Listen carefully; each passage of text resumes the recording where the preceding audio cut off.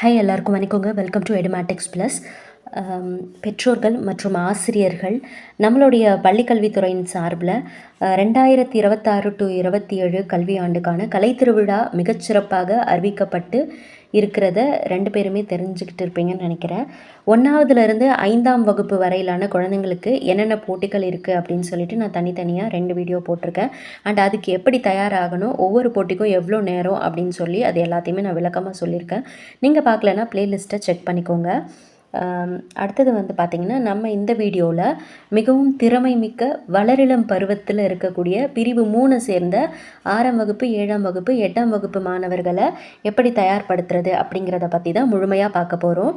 நடுநிலைப்பள்ளி மற்றும் உயர்நிலைப் பள்ளியினுடைய தொடக்கமான இந்த வகுப்புகளில் குழந்தைகள் தங்களுடைய முழுமையான ஆளுமை திறனை வெளிப்படுத்த முடியும். இந்த பிரிவில் உள்ள போட்டிகள் என்னென்ன அப்படின்னு சொல்லி நம்ம தெரிஞ்சுக்கலாம். அதே போல் அந்த போட்டிக்கு நம்ம குழந்தைங்களை எப்படி தனித்தனியாக கைட் பண்ணணும் அப்படிங்கிறதையும் ஒவ்வொன்றா நான் உங்களுக்கு சொல்லித்தரேன். ஃபஸ்ட்டு நம்மளுக்கு அந்த கலைத்திருவிழா நோட்டிஃபிகேஷனில் கொடுத்தபடி பார்த்தோன்னா இந்த பிரிவுக்கு 4 முக்கிய வகைகளாக வந்து போட்டிகளை பிரிச்சுருக்காங்க.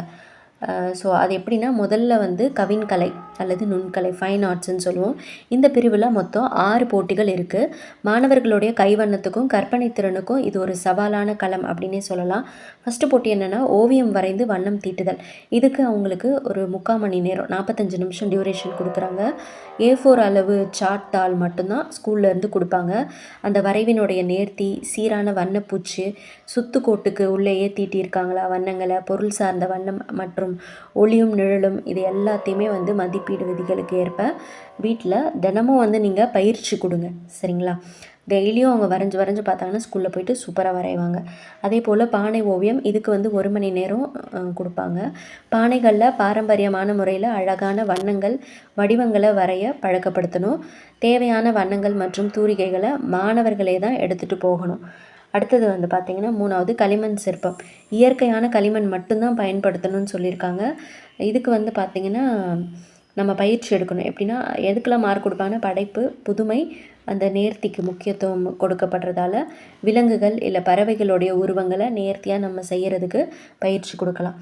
அடுத்தது வந்து பார்த்தோன்னா, மணல் சிற்பங்கள். இந்த மணல் சிற்பங்கள்லாம் இருக்கு இல்லைங்களா, அதுக்கு வந்து மணலை கொண்டு குறிப்பிட்ட கால நேரத்துக்குள்ளே வடிவங்களை உருவாக்கிற உத்தியை கற்றுக்கணும் பிள்ளைங்க. அடுத்தது செதுக்கு சிற்பம். காய்கறி, சோப்பு, மெழுகு, சுண்ணக்கட்டி இந்த மாதிரியான பொருட்களை வச்சு நம்ம பண்ணலாம். மொத்தம் வந்து இதுக்கு 1.5 மணி நேரம் டைமு. சோப்பு இல்லை மெழுகில் கத்திகள் மூலமாக கவனமாக செதுக்கி வடிவங்களை உருவாக்குற கலையை ஆசிரியர்களுடைய மேற்பார்வையில் பாதுகாப்பாக பயிற்சி செய்யணும். அடுத்தது 6வது வந்து ரங்கோலி. கோலத்தினுடைய அந்த நேர்த்தி, வண்ணங்களுடைய பொருத்தம், வடிவமைப்புக்கு இதுக்கெல்லாம் வந்து மதிப்பெண்கள் உண்டு. பாரம்பரியமான கோலங்களை சீராக வரைகிறதுக்கு பழக்கப்படுத்தணும். இதுதான் வந்து இந்த ஃபஸ்ட்டு வகையில். 2வது வகை வந்து பார்த்திங்கன்னா, இசைப்பாட்டு. நம்ம முதல் வகையில் பார்த்தது எல்லாமே வந்து நுண்கலை, கவின்கலை. 2வது வகையில் பார்க்க போகிறது இசை, வாய்ப்பாட்டு, வோக்கல் மியூசிக். இசையில் ஆர்வமுள்ள மாணவர்களுக்கான 3 முக்கியமான போட்டிகள் இதில் இருக்கும். ஒன்று வந்து செவ்வியல் இசை, தனிப்பாட்டு, கால அளவு வந்து 5 நிமிஷம். நாட்டுப்புற பாடல், இது வந்து தனிப்பாட்டு தான், 5 நிமிஷம். எல்லாத்துலேயுமே வந்து என்ன பார்ப்பாங்கன்னா, அந்த குரல், சுதி, தாளம், ஒலிப்பு முறை, கருத்து, பாவம், இது எல்லாத்தையும் வந்து பார்ப்பாங்க. கிராமிய மனம் கமழும் குரலில் பாடுறதுக்கு பயிற்சி எடுத்துக்கணும். அதே போல் வில்லு பாட்டும் இருக்குது. நாட்டுப்புற பாடலில் தனிப்பாட்டு, வில்லுப்பாட்டு, இது 3 வந்து வோக்கல் மியூசிக்கில் இருக்குது. 3வது வகை வந்து நடனம். டான்ஸ் ஆடுறதுக்கு ரொம்ப பிடிச்ச மாணவிகள் நிறைய பேர் இருப்பாங்க. ஸோ நாட்டுப்புற நடனம், அதுக்கு வந்து பார்த்திங்கன்னா, தனியாக டான்ஸ் ஆடுறதுக்கும் 5 மினிட்ஸ் தான், இல்லை குழுவாக ஆடினாலும் 5 மினிட்ஸ் தான். குழுவாக ஆடுறாங்கன்னா 4லேருந்து 9 பேர் ஆடலாம். அந்த மெய்ப்பாடு, அங்க சுத்தம், ஒப்பனை, உடை அலங்காரம், நடன வெளிப்பாடு, இது எல்லாத்தையும் மதிப்பீடு பண்ணுவாங்க. குழு நடனமாக இருந்துச்சுன்னா அந்த சிங்க்ரோனைசேஷன் கரெக்டாக இருக்கணும், ஒத்திசைவு. அடுத்தது பரதநாட்டியமும் வந்து சோலோ பர்ஃபார்மன்ஸ், அப்புறம் வந்து குரூப் பர்ஃபார்மன்ஸ் இருக்குது. சோலோனாலும் குரூப்னாலும் 5 மினிட்ஸ் தான். குழுவில் வந்து 4லேருந்து 9 பேர் ஆடலாம். பாரம்பரியமான அசைவுகள், அந்த முத்திரைகள் மற்றும் தாளம் மாறாமல் இருக்கணும். பதிவு செய்யப்பட்ட அந்த இசைக்கு CD இல்லை பென்ட்ரைவு பயன்படுத்திக்கலாம். அடுத்தது ஃப்ரீ ஸ்டைல் டான்ஸும் இருக்குது, பிறவகை நடனம்னு சொல்லி. அது தனியாகவும் ஆடலாம், அதே போல் குழுவாகவும் ஆடலாம். அடுத்து 4வது வகை வந்து பார்த்தாங்கன்னா நாடகம். நாடகத்தில் வந்து மைமிங் இருக்குது. பலகுரல் பேச்சு மிமிக்ரி இருக்குது. இது இந்த மைமிங்கில் வந்து பார்த்திங்கன்னா அந்த உடல் மொழி சைகை மட்டும்தான் கருத்தை வெளிப்படுத்துறதுக்கு பயிற்சி அளிக்கணும். அது மூலமாக தான் மதிப்பீடு செய்வாங்க. அதே போல் மைமிங்கில் வந்து கருத்து, போல செய்தல் திறன், உடல் மொழி, குரல் வளம் இது எல்லாத்தையும் மதிப்பீடு செய்வாங்க. அப்புறம் குழு நாடகம், கதைக்கரு, நடிப்பு, ஒருங்கிணைப்பு, குரல் எடுப்பு, இயக்கம் மற்றும் உடல் மொழிக்கு 20 மதிப்பெண்கள் வழங்கப்படுது. சமூக விழிப்புணர்வு தர எளிமையான நாடகத்தை தேர்வு செஞ்சு பயிற்சி பண்ணிக்கலாம். ஸோ பெற்றோர்களும் ஆசிரியர்களும் கவனிக்க வேண்டிய முக்கியமான பொது விதிகள் பல இருக்குது. அது என்னென்ன பொது விதிகள் அப்படின்னு சொல்லி பார்த்தீங்கன்னா, ஒரு மாணவர் அதிகபட்சமாக 3 தனி போட்டிகளில் கலந்துக்கலாம். நான் ஏற்கனவே சொன்னது தான். ஒருத்தவங்கன்னா சோலோ பெர்ஃபார்மன்ஸ் வந்து 3 சேர்ந்துக்கலாம். குரூப் பெர்ஃபார்மன்ஸ்னால் 2 போட்டிகளில் பங்கேற்கணும். சரிங்களா?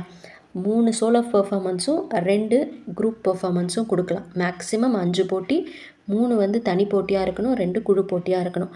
இதில் மினிமம் நீங்கள் ஏதாவது ஒரு போட்டியில் கூட கலந்துக்கலாம். அது உங்கள் விருப்பம். ஆனால் மேக்ஸிமம் இது சோலோனா 3க்கு மேலே கலந்துக்க முடியாது.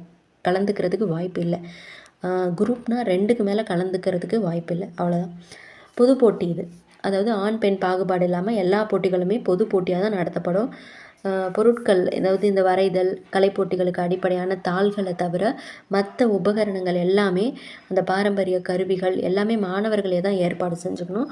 ஸ்கூல்லலாம் தரமாட்டாங்க. அதே போல் தேர்வு முறை எப்படின்னு பார்த்தீங்கன்னா, ஸ்கூல் லெவலில் யார் ஃபஸ்ட்டு ப்ளேஸ் வராங்களோ அந்த முதலிடம் பிடிக்கிற தனிநபரோ இல்லை குழுவினர் மட்டும்தான் வட்டார அளவிலான போட்டிக்கு தகுதி பெறுவாங்க. ஸோ என் அன்பு பெற்றோர்களே, ஆசிரியர்களே, 6ஆம் வகுப்புலேருந்து 8ஆம் வகுப்பு வரைக்கும் உள்ள உங்கள் குழந்தைகள் தங்களுடைய திறமையை உலகுக்கு அடையாளப்படுத்துறதுக்கு இது ஒரு மிகச்சிறந்த தருணம். அவங்களுக்கு முழுமையான ஊக்கத்தை அளித்து இன்றைக்கே அந்த பயிற்சியை தொடங்குங்க. இந்த தகவல் உங்களுக்கு பயனுள்ளதாக இருந்திருக்கும்னு நான் நம்புகிறேன். உங்களுடைய சந்தேகங்கள் ஏதாவது இருந்துச்சுன்னா கமெண்ட்டில் கேளுங்க. அடுத்தடுத்த உயர் வகுப்புகளுக்கான வழிகாட்டிகளும் சீக்கிரமே வந்து நம்ம பார்க்கலாம். ஸோ இவங்களுக்கு வந்து பார்த்திங்கன்னா மொத்தம் 18 போட்டிகள் இருக்குது. தேங்க்யூ.